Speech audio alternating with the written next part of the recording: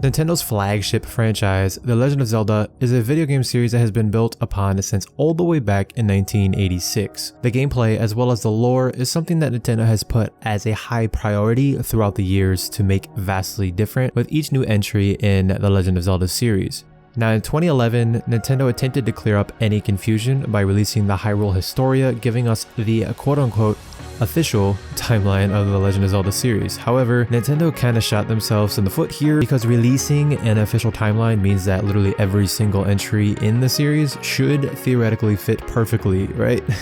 The next game to hopefully fit perfectly in the timeline is the sequel to Breath of the Wild 2, or whatever they wind up calling it.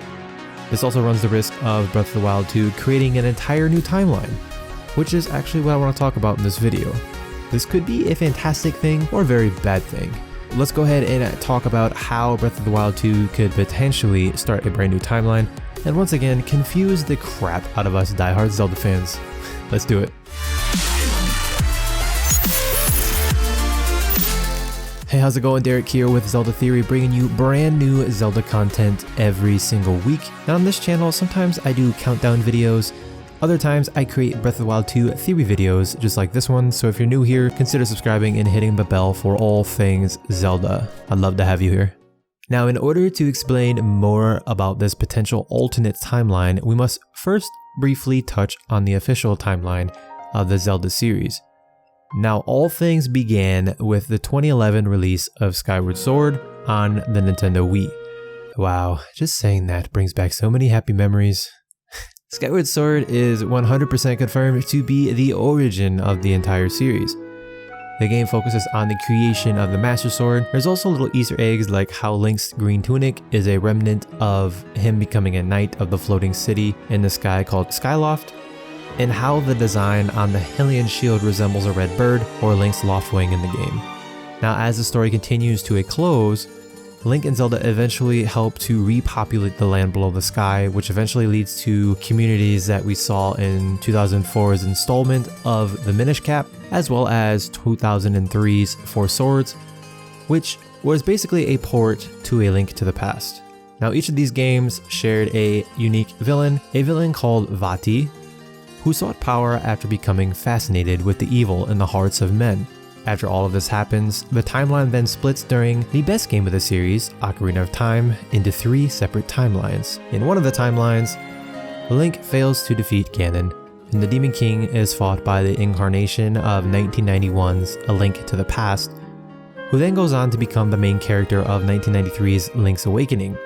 Furthermore, next in line comes the Super Nintendo games, The Legend of Zelda, and 1987's The Adventure of Link.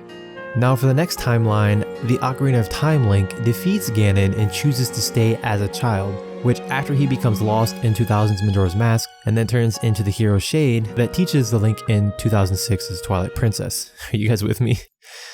If Ocarina of Time Link chooses to stay as an adult, the unprotected world is flooded by the time of 2002's Wind Waker and its 2 sequels, 2007's Phantom Hourglass and 2009's Spirit Tracks. I hope you guys are still here. So now that all that's covered and touched on, let's talk about Breath of the Wild 2's possible role in the never-ending timeline of the series, shall we? The Legend of Zelda Breath of the Wild is literally at the farthest point in the timeline that it sort of in a way becomes a North Star for all 3 of the official timelines in the series. Now I know that this might sound a bit strange, but if you think about it from a game design mindset, it kind of works. Here's what I mean.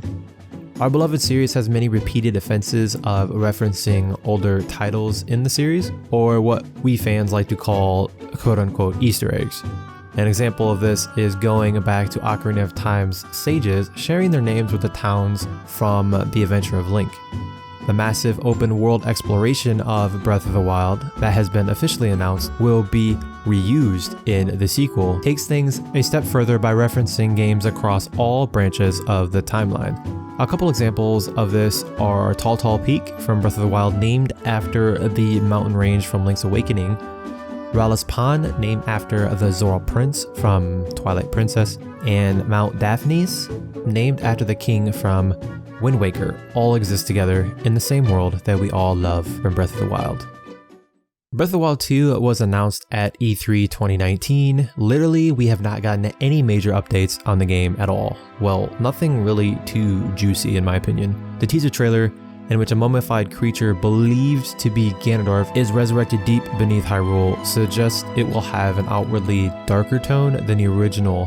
Now, in terms of recycling older ideas into fresh plot lines, resurrecting the King of Evil is a tied and true part of the series. Link to the Past saw Ganon resurrect through a surrogate Agamemnon, and the adventure of Link's game over screen constantly reminds player of the threatening return to Ganon. However, few Zelda games have explored the source of this reoccurring evil's power, beyond him being a reborn form of the Demon King demise from the origin story Skyward Sword. One fan theory based on the E3 trailer has suggested that Zant from Twilight Princess may possibly return in Breath of the Wild 2, and it would be a fun twist if the Twilight were reintroduced into Hyrule Castle through a role reversal, making him the source of Ganon's powers. Now then there are the possible returning villains who would make thematic sense in continuing the Breath of the Wild timeline. One of the first game's key narratives revolved around Zelda anxiously not being able to tap into her divine powers. So what if the villain reviving Ganondorf was a twisted, immensely powerful mirror of Zelda, someone like Lorule's Hilda, who used Ganon to try to claim Hyrule's Triforce in 2013's A Link to the Past. From that jumping off point, the possibilities of recycled plot points creating fresh stories seem endless. Breath of the Wild's Calamity Ganon was a world-ending phenomenon, so what if a resurrected Ganondorf has the same drive and looks to flood Hyrule by breaking apart the Rudala Dam that once held the divine beast Vah Ruta? Or in a somewhat less realistic twist, what if he tries to bring the moon crashing down on Hyrule rather than Termina? Over 3 years since its release, one of the biggest complaints about the critically acclaimed Breath of the Wild is how its story is weaker than a typical Zelda game.